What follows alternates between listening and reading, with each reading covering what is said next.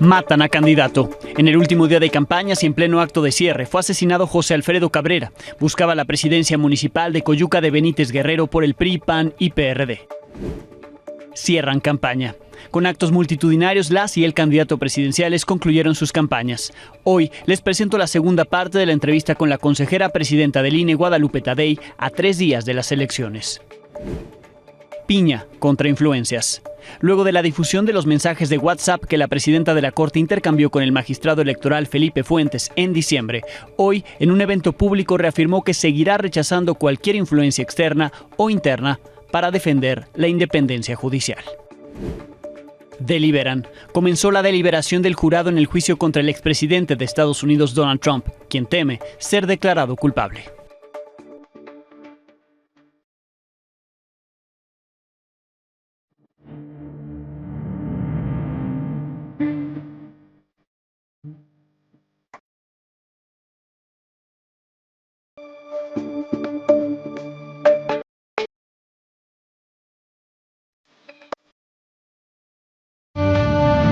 Muy buenas noches. Los cierres de campaña también fueron escenario de la violencia que ha sido una constante en todo el proceso electoral.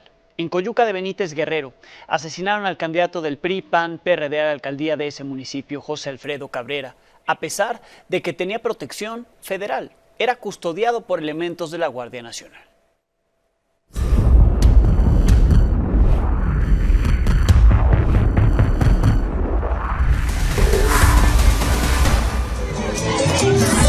La sensación del momento, el candidato Alfredo.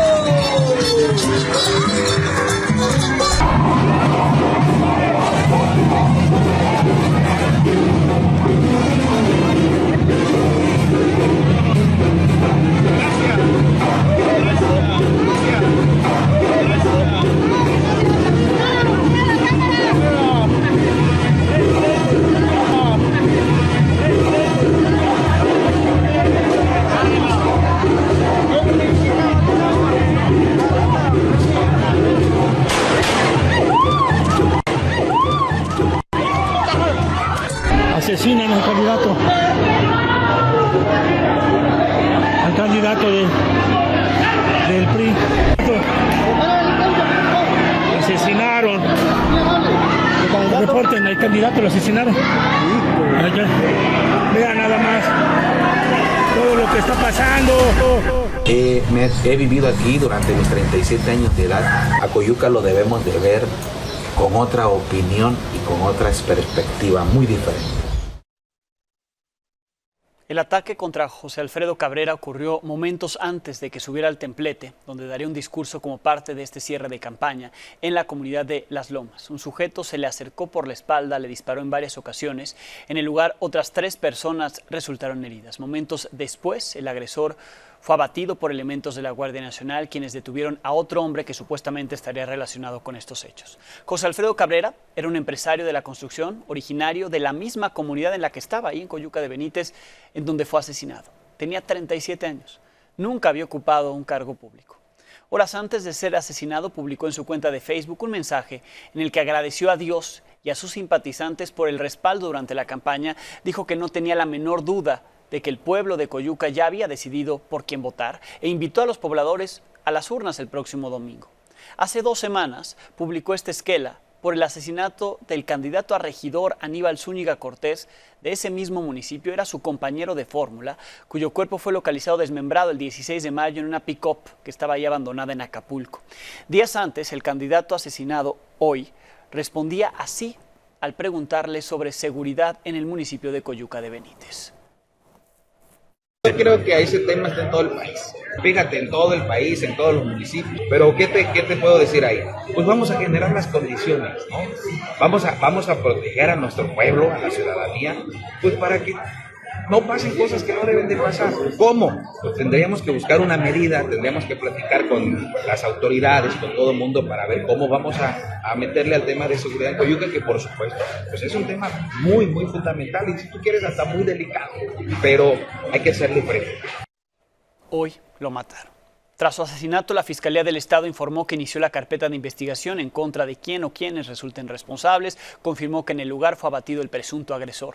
La gobernadora del Estado, Evelyn Salgado, condenó el hecho, envió a la familia, amigos y simpatizantes sus condolencias, algo habitual de la gobernadora, más allá de cualquier acción contra la inseguridad y la violencia en su estado. Xóchitl Gálvez dijo no tener palabras para expresar la indignación por este asesinato. Lo recordó como un hombre generoso y de bien. Hasta ahora los otros dos candidatos presidenciales no se han pronunciado sobre este crimen. Los presidentes del PRI y PRD también se pronunciaron. Alejandro Moreno aseguró que la inseguridad sigue empañando el proceso electoral y vulnerando la democracia. Jesús Zambrano consideró que el gobierno federal y el INE han sido omisos en el tema de seguridad. Yo no diría que fueron omisos, pues el candidato tenía la seguridad que solicitó. Ahí veremos cuál será la evaluación que se haga sobre la actuación de los elementos de la Guardia Nacional que no protegieron correctamente al candidato en el momento en que fue asesinado. Posteriormente sí, abatieron al presunto agresor, pero antes no hicieron nada. Con el asesinato de José Alfredo Cabrera, van 29 personas que aspiraban a un cargo asesinadas en noviembre a la fecha, desde noviembre a la fecha. En pantalla ahí los nombres, sus fotografías, se las hemos presentado uno a uno conforme han ocurrido estos crímenes. Hemos confirmado que todos ellos fueron asesinados, no pudieron competir por el cargo que buscaban. El asesinato en Coyuca de Benítez no fue el único hecho de violencia en este día de cierres de campaña. En Oaxaca, sujetos armados dispararon en el cierre de campaña de la candidata de Morena a la presidencia municipal de Matías Romero, Rosalinda López García. Un músico que asistió a amenizar este evento resultó lesionado. La candidata envió un mensaje en el que pidió no lastimar a personas inocentes. Acaban de herir al personal de Grupos Soberanos, acaban de tirar balas con arma de fuego. Y lo que más me duele y más me molesta es que atenten con la vida de los demás que no la deben. Si tanto es el odio y el miedo hacia mí, que fuera contra mí, no con personas inocentes. En Tamaulipas, la candidata del PAN a la alcaldía de Matamoros, Leticia Salazar, canceló su cierre de campaña por supuestas amenazas contra el cantante Luis R. Conríquez, quien se presentaría en este evento. En Michoacán, todos los candidatos a la alcaldía de Cotija cancelaron sus cierres programados para esta tarde, luego de que anoche hombres armados dispararon en el evento de la candidata de Morena, Estrella Mendoza. En Encarnación de Díaz, Jalisco, los candidatos del PAN, PRI y PRD, también de Movimiento Ciudadano, suspendieron sus actividades en solidaridad con el candidato de Morena, con Tito Palomar, quien permanece en terapia intensiva luego de ser herido de bala ayer. Además, por segundo día consecutivo hubo ataques en Puebla y en Chiapas, mientras que en el Estado de México al menos 3 candidatos del PRI, PAN y de Movimiento Ciudadano denunciaron hostigamiento.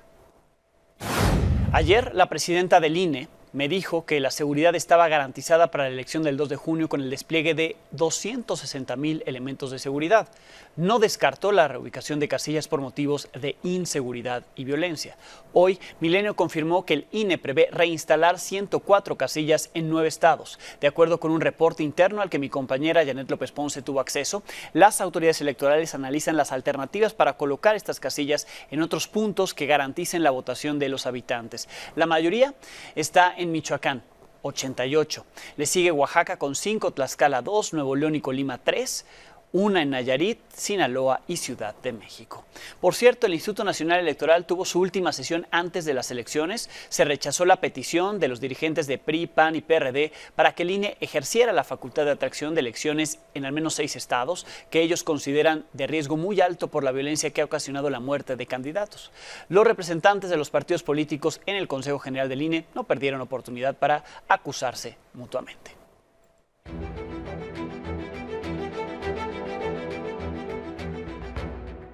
En el mapa de riesgos que nosotros pusimos, por ejemplo, en el caso de Chiapas, las personas que murieron en una masacre estaban señaladas en las secciones electorales de altísimo riesgo.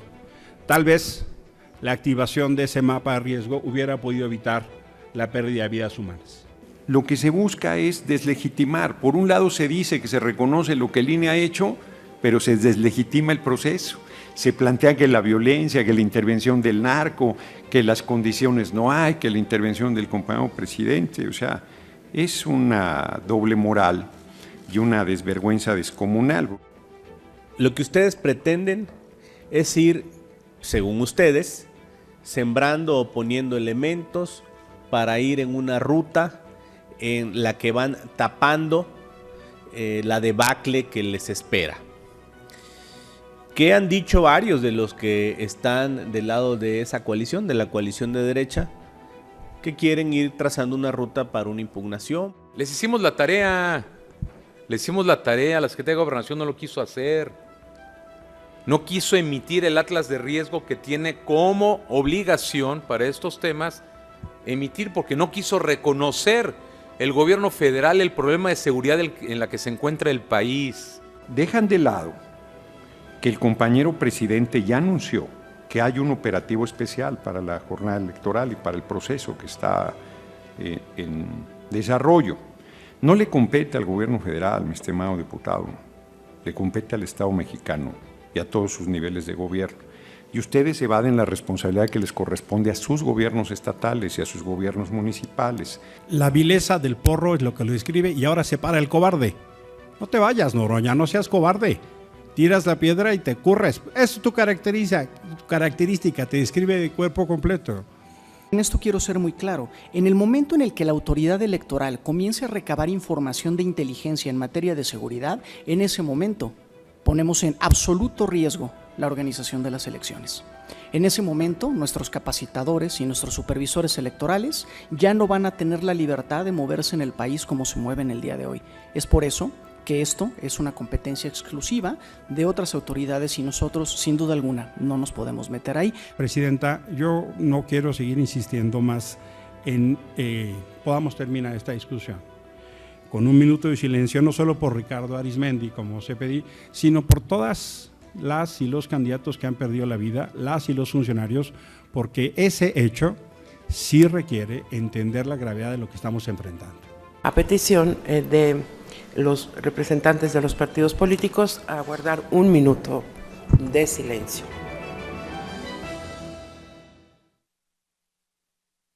Esta noche le presento la segunda parte de la entrevista con la consejera presidenta del INE, Guadalupe Tadei. Aquí lo que me dijo de la coordinación con la CFE para la contratación de plantas de luz en todos los distritos electorales y así garantizar que los datos fluyan para los conteos rápidos una vez que termina la elección y el programa de resultados electorales preliminares PREP.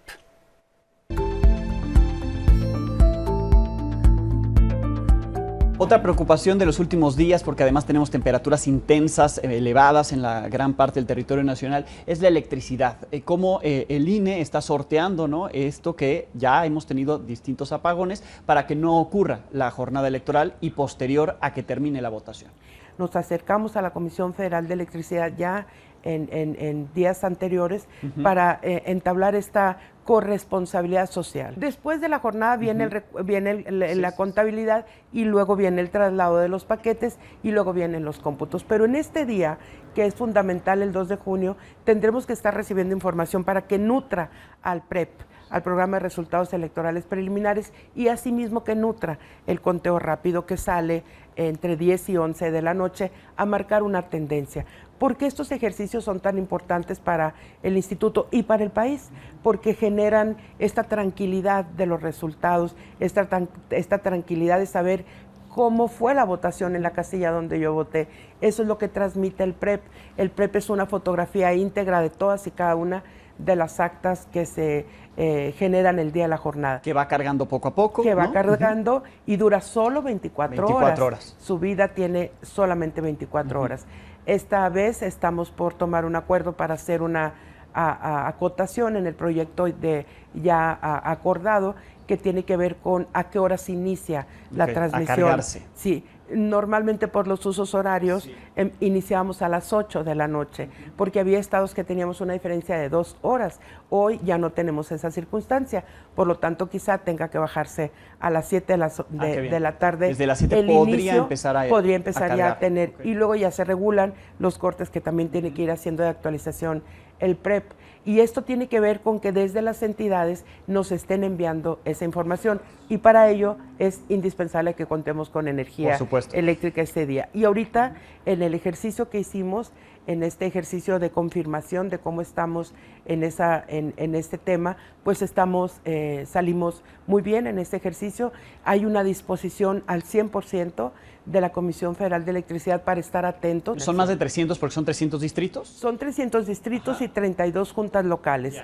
Y entonces son 332 más todos los que estarán instalados aquí, porque aquí le vamos a dar sustento a la propia sesión de Consejo General, que ese día es la parte más importante de la actividad de aquí del instituto. Claro. La macrosala que está atendiendo a todos las fuentes ya está a punto de ser inaugurada. El búnker donde está donde están haciendo sus trabajos del comité técnico de conteo rápido, que tiene que estar verdaderamente blindado y aislado, porque nadie podemos intervenir en el trabajo de estos 11 científicos con altos niveles de renombre y experiencia profesional. Todo eso tiene que blindarse, incluso la parte central del PREP, que es donde estamos recibiendo para hacer los difusores, todo esto que vamos a empezar, que por cierto Milenio hay muchos, es difusor, exactamente, y todo esto tenemos que estar garantizando. Y también aquí entonces contamos con 11 plantas más de energía. Mencionó el conteo rápido, que es el primer acercamiento a un resultado, si se puede llamar así, ¿no? Es un ejercicio estadístico. ¿A qué hora más o menos, para que la ciudadanía sepa a qué hora podrá enterarse de cómo quedó la votación, o un adelanto, ¿no? Porque es un resultado todavía preliminar? Así es, históricamente el Instituto Nacional Electoral sale entre las 10 de la noche y las 11:30 de la noche, en algunas excepciones que son de carácter local, que se hacen aquí los conteos rápidos, se ha ido un poquito más arriba. Y en otras que también son ejercicios de conteo rápido a nivel de gubernaturas, hemos salido a las 8, entre las 8 y las 9, que fue el caso de Estado de México y de Coahuila, hace un año, efectivamente. Si todo eso abonamos para que sea muy rápida la transmisión de esta información, podemos hablar que estaremos entre 10 y 11:30 saliendo a dar la tendencia de este ejercicio estadístico, que no por ser un ejercicio estadístico no deja de tener el sustento científico necesario para que sea altamente creíble. ¿Qué sucede con estos ejercicios?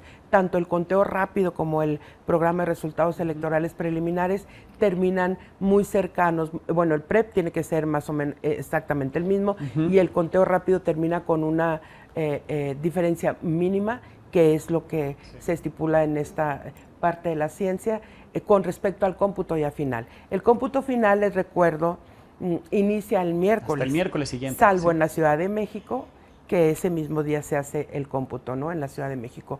Los conteos rápidos, es importante recordarles que estaremos realizando el conteo rápido por primera vez de la Cámara de Senadores y de la Cámara de Diputados a nivel federal. Estaremos haciendo el de presidencia y el de las 9 gubernaturas, 8 gubernaturas y la Ciudad de México. Es decir, 12 conteos rápidos estarán transcurriendo de manera paralela durante lo que vamos recibiendo. ¿Nos enteraremos a través de usted en estos mensajes de cadena nacional? A través del INE, de cadena nacional, Presidencia de la República y Congreso de la Unión. Los conteos rápidos que estamos elaborando aquí, porque asumimos esa responsabilidad de petición de los estados correspondientes y de aquí mismo del Consejo, estarán entregándose sus resultados a las presidencias de los organismos públicos locales correspondientes. Son la autoridad en el estado y ellos lo darán a conocer. ¿Qué nos marca la legislación? Que una vez que tengamos el resultado del ejercicio, inmediatamente después tendremos que salir a dar los resultados. ¿Es un videomensaje o es una sesión de Consejo General? Es un mensaje que dan las presidencias de los OPLES y es un mensaje que da la presidencia del INE. Consejera, muchísimas gracias. Muchísimas gracias a ti, Alejandro. Es la consejera presidenta del Instituto Nacional Electoral, a unos días del próximo 2 de junio, el día de la elección de este 2024. En la última, llegamos al final. En la última bitácora de las campañas presidenciales, Claudia Sheinbaum encabezó su último acto en la Ciudad de México con un zócalo abarrotado, acompañada de las y los candidatos locales del partido, las llamadas corcholatas y los líderes de Morena. Xochitl Gálvez estuvo en el Estado de México, su gran cierre fue en la Arena Monterrey en Nuevo León, le resta un acto reducido en Hidalgo. Jorge Álvarez Maínez tuvo encuentros en universidades en Hidalgo y Tlaxcala, logrando así su meta de 50. Luego estuvo en Puebla, concluyó su campaña en el Auditorio Blackberry en la Ciudad de México. ¡Viva! ¡Viva México! ¡Vamos a ganar para escuchar! El cambio lo van a hacer ustedes.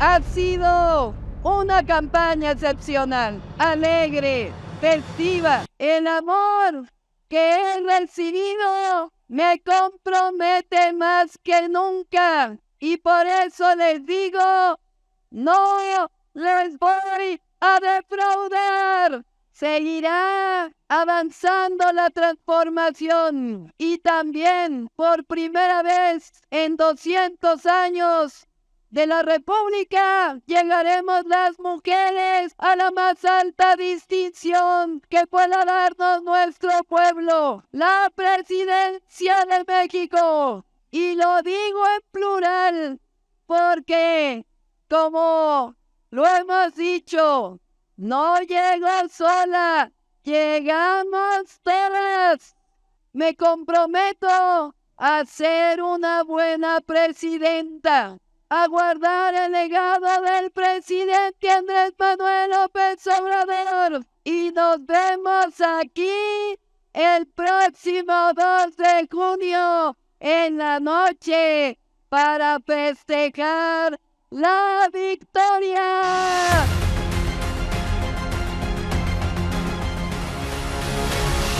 Queremos darle las gracias por demostrarle al país que decían que los jóvenes eran apáticos, que somos una generación de cristal los millennials, que son una generación de cristal los centennials. Les demostramos que no es que no nos interese la política, no nos interesa su política. Mi campaña la hiciste tú con tu cartel. Mi campaña la hiciste tú en el pizarrón de tu escuela. Mi campaña la hicieron las niñas y los niños, los adolescentes, los jóvenes. Y este festival es para darle las gracias. El día de mañana podría estar o no estar aquí, pero, ¡oh no! Pero, ¡Presidente Mayles! ¡Presidente Mayles! ¡Presidente Mayles! Pero el cambio no lo va a hacer un presidente, el cambio lo van a hacer ustedes.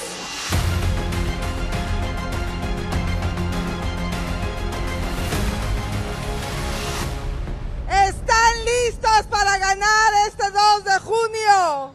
¡Vamos a ganar! ¿Están listos para dar la batalla más importante de su vida? Nunca se les olvide, México es primero. Por eso, hoy, estos tres partidos estamos defendiendo la democracia. No tenga ninguna duda, vamos a ganar. Hoy, la esperanza ya cambió de manos. La esperanza es nuestra. Este domingo, salgan a votar con alegría. Salgan a votar todos. Dios está con nosotros. Tengan fe. Si Dios está conmigo, ¿quién contra mí?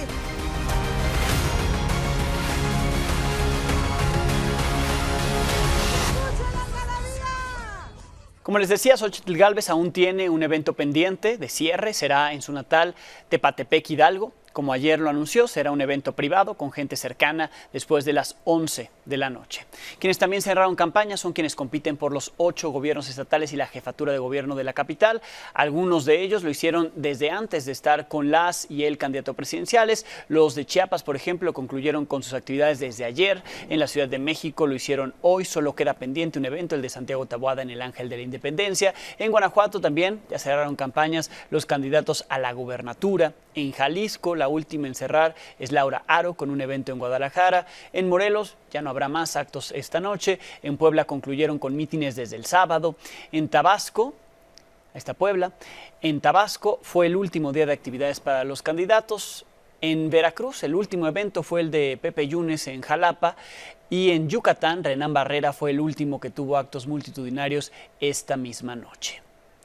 Como le decía, en unos minutos comenzará el mensaje de Santiago Taboada, candidato a jefe de gobierno por el PAN, PRI, PRD en la Ciudad de México, en este cierre de campaña en el Ángel. Esto es lo que ocurre en estos momentos, ahí en el Ángel de la Independencia, ahí los simpatizantes de PAN, PRI, PRD. Se espera que dentro de una media hora más o menos esté hablando el candidato en el último acto de su campaña. Antes de que inicie la llamada veda electoral a partir de las 12 de la medianoche, los mexicanos recibimos, y me incluyo, pues también me llegó mensaje y estas llamadas, invitando a votar por el Partido Verde. Provienen en su mayoría de números que comienzan con 55 96 04. En el caso de las llamadas, al contestar empieza una grabación con la voz de la candidata presidencial Claudia Sheinbaum. Pide el voto por los diputados y senadores del Partido Verde, es decir, viene del Partido Verde esta campaña. Después otra voz anuncia las promesas que tiene en la campaña. Ahí están los mensajes que le llegaron a muchos mexicanos y aquí lo que dice la llamada. Vota por las propuestas del Partido Verde. Vota por las y los diputados y senadores del Partido Verde. Vota verde. Las principales propuestas son 4 y son las siguientes. 1. Que el gobierno te pague la tarifa de agua y te instale un sistema de captación de agua de lluvia. 2. Crear laboratorios nacionales de medicinas para que nunca te falten medicinas. 3. Incentivar que las empresas otorguen empleos a personas con discapacidad. 4. Que todos los delitos contra el medio ambiente sean considerados delitos graves. Para hacer realidad estas propuestas, este 2 de junio, vota todo por el Partido Verde. ¿De dónde sacaron los números? ¿Accedieron a bases de datos? Se tendrá que investigar. Ayer le presenté aquí las joyas electorales, candidatos con historias de vida admirables. Hoy, los que buscaron candidaturas a pesar de los procesos judiciales en su contra. Es un trabajo de Janet López Ponce.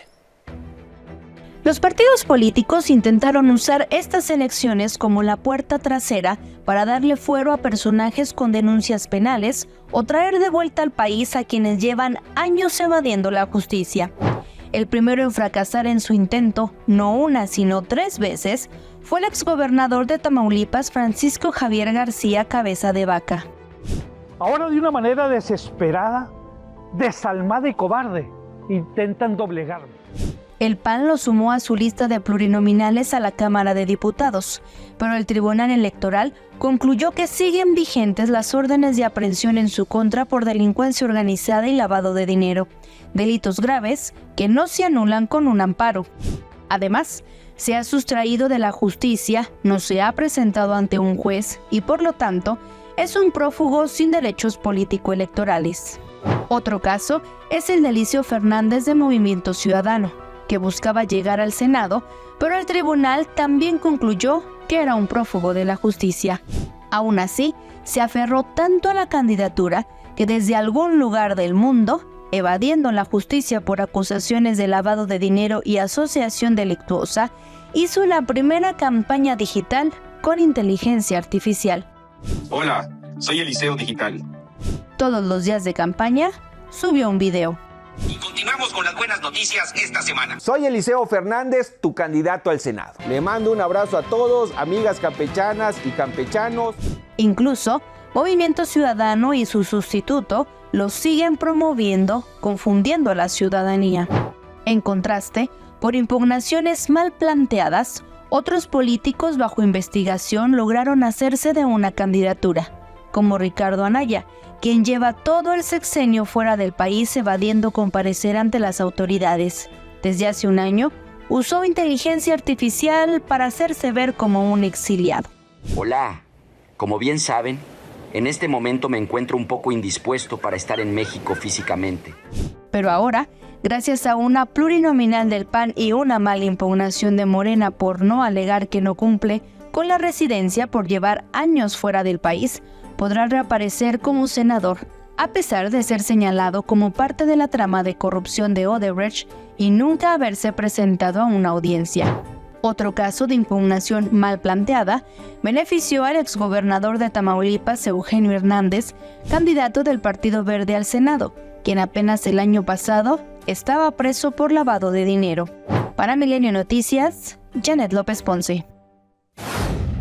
El 16 de mayo le di a conocer en este espacio unos mensajes de WhatsApp que la presidenta de la Suprema Corte, Norma Piña, intercambió con el magistrado electoral Felipe Fuentes, en los que intentó presionarlo o convencerlo, así como a la magistrada Mónica Soto y al magistrado Felipe de la Mata, para no remover a Reyes Rodríguez de la presidencia del Tribunal Electoral. Eso fue en diciembre. Los mensajes fueron enviados en ese mes. Las fechas en las que los 3 magistrados no fueron al informe de Reyes Rodríguez ante la Corte, lo dejaron plantado ahí.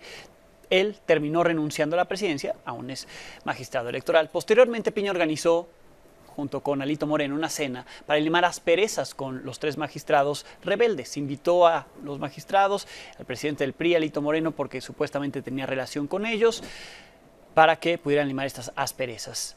Y así que él fuera, Alito Moreno, un buen intermediario. Después de darse a conocer esas conversaciones, la ministra Piña no había hablado al respecto. Hoy pareció, se puede intuir, que dio una postura. Defender la independencia judicial de los jueces, de los magistrados, ante cualquier injerencia, dijo, externa o interna. Así lo dijo en la ceremonia de ratificación de personas juzgadoras. Ratificamos, reafirmamos, confirmamos, reiteramos que la independencia judicial no es un privilegio de los juzgadores, es un derecho de los justiciables. Es desde nuestra responsabilidad de garantizar una adecuada impartición de justicia que rechazamos y seguiremos rechazando tajantemente que nuestra función se vea afectada por cualquier influencia interna o externa ajenas al derecho. En información económica, esta tarde la Asociación Sindical de Sobrecargos de Aviación informó que logró un acuerdo de aumento salarial del 4.65% con Aeroméxico. Así, los trabajadores, las trabajadoras suspendieron los planes de huelga. Estaba programada para el primer minuto de este próximo 1 de junio. Esto hubiera afectado a muchos pasajeros, a muchos usuarios. Lograron ya este acuerdo.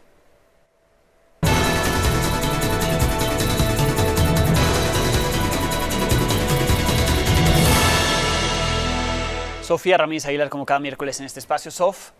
Pues hoy hubo mucha información económica, a pesar de que lo electoral parece que de repente nos avasalla. La verdad es que el informe trimestral de Banco de México siempre es una fuente importante de información para saber cómo ve el Banco de México la economía, en concreto la inflación, porque obviamente la política monetaria en México tiene el mandato de contener la inflación para prevalecer, digamos, mantener el poder adquisitivo de la moneda. Entonces, pues realmente hubo varias ideas que se pusieron sobre la mesa. Primero que nada hay que recordar que en la primera quincena de mayo tuvimos una inflación de 4.8%, después de haber tenido 2 meses, prácticamente marzo y abril, una inflación menor de 4.4%.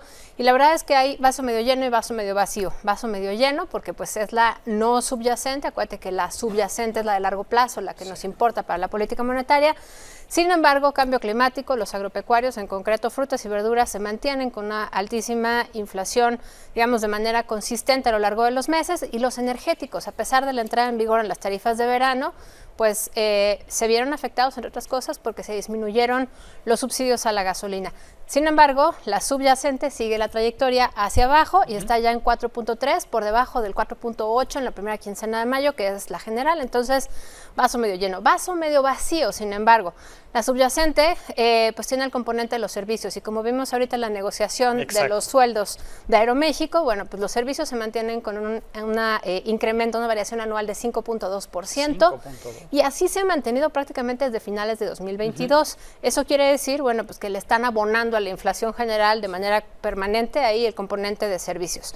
¿Qué ve el banco? Bueno, muy importante es que vimos cómo se recorrió el momento en el cual se espera que converja la inflación general con la meta de inflación del banco, que es 3% más o menos un punto porcentual. Se recorrió 2 trimestres y la vamos a alcanzar, según el informe de hoy, hasta el 4º trimestre de este año. Esperábamos alcanzarla en el 2º trimestre de este año, ya estamos en el 2º trimestre y más bien la inflación va hasta el final del año. Entonces, prácticamente se patea para adelante. Segundo tema, mercado laboral.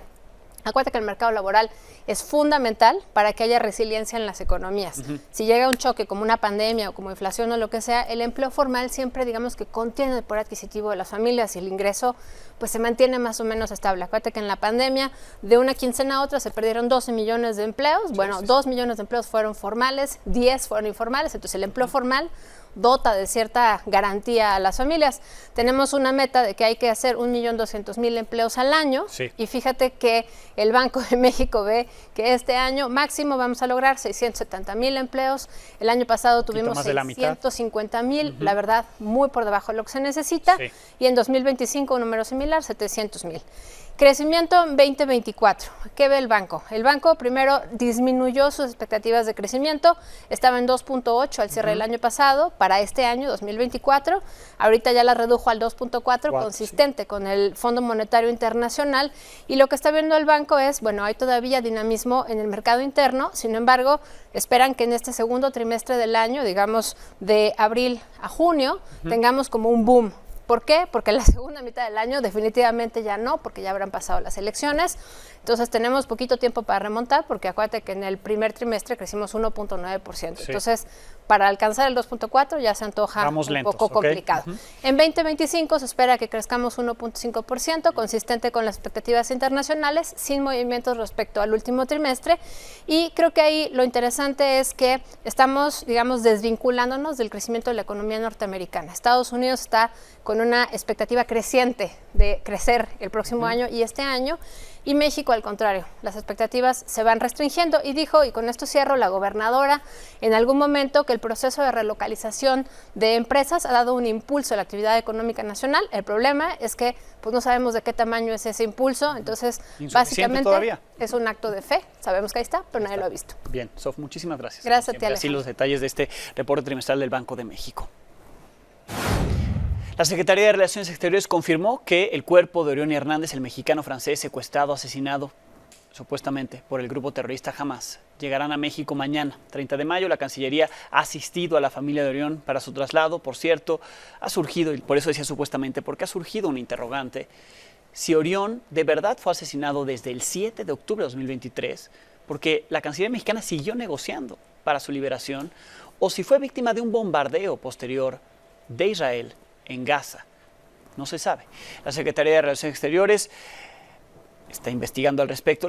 Le llamó la atención la rapidez con que Israel llegó a esa conclusión, que lo habían asesinado desde el 7 y que había sido Hamas. Organizó también Israel rápido un homenaje para el mexicano, incluso pagó el viaje a los familiares de Orión y cubrirá los gastos de repatriación del cuerpo a México. Habrá que ver qué arrojan las investigaciones. La Embajada de Israel en México hizo pública su preocupación por la violencia registrada ayer afuera de sus instalaciones en la capital, por los mensajes de antisemitismo y para el exterminio del pueblo israelí. En este comunicado lamentó las afectaciones que sufrieron los vecinos de la embajada, confirmó que todo su cuerpo diplomático y los empleados están bien, agradeció a la policía capitalina por detener la violencia a pesar de que algunos elementos resultaron heridos. Pero Israel sigue avanzando en su ofensiva en Rafah.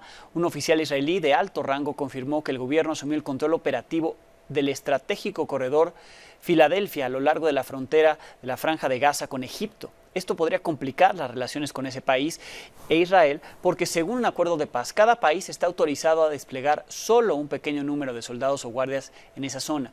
Además, recordemos que Egipto es principal mediador junto con Qatar y Estados Unidos para alcanzar una tregua de paz entre Israel y Hamas, y que por ese cruce por Rafah del lado egipcio es donde llega la ayuda. En otro tema, hoy concluyó el primer día de deliberaciones en el juicio contra Donald Trump en Estados Unidos. Aún no hay veredicto. El jurado, compuesto por 12 personas, no ha logrado un consenso, por lo que mañana seguirán deliberando. A la salida de la corte, Trump volvió a acusar a la administración de Biden de fabricar este juicio. Aseguró que ni la Madre Teresa de Calcuta podría vencer los cargos que se le imputan. Entre el 26 y el 28 de junio, la Corte Interamericana de Derechos Humanos debe elegir a 3 de los 7 magistrados que la integrarán para el periodo 2025-2030. Y 5 candidatos, entre ellos la abogada mexicana Leticia Bonifaz, colaboradora de este espacio. En la presentación de su candidatura, hoy se comprometió a trabajar para fortalecer el papel de la Corte como un agente efectivo de los derechos humanos en la región. Enhorabuena para Leti Bonifaz. Pausa, volvemos.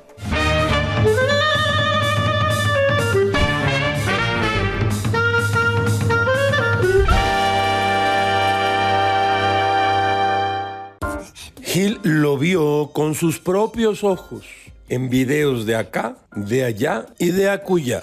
El día del cierre de campaña de Claudia Sheinbaum, Las calles cercanas al centro se repletaban de camiones como agua que llena un estanque vacío. Decenas, probablemente cientos de ellos estaban puestos en las calles aledañas a donde ocurriría el cierre de campaña de la candidata de Morena. Acarreados, así se les llamaba y se les sigue llamando en gerundio. Una fila larga, como una culebra africana, imposible por sus dimensiones inimaginables. Gilga también vio cómo descargaban de camiones de redilas cajitas felices con alimentos y bebidas refrescantes. La verdad, un descaro. De pronto, Gámez recordó que creció con estas imágenes que parecían, bueno, si no desaparecidas, al menos muy lejanas. Gil también fue niño. Ya, sin burlas, esto es serio. Los maestros rufianes de la CENTE hicieron la pantomima y luego cumplieron el acuerdo no tan secreto de revocarse, como ellos dicen, al portal de mercaderes, cosa que no hicieron en la Marcha Rosa, como ustedes saben y recuerdan. Y tal como ha escrito Gilga, como ha dicho aquí, la plaza recibió a miles y miles de seguidores que llegaron por su propio pie al histórico cierre de campaña de la candidata de Morena. ¿Hay algún problema de concordancia en todo esto? No, no lo cree usted. Así fue. Todo es muy raro, caracho. Como diría el propio Gil Gámez, del plato a la sopa se cae la boca. ¿O cómo era? Con esto nos despedimos. Mañana tendremos algo nuevo que contarle a las 22 horas.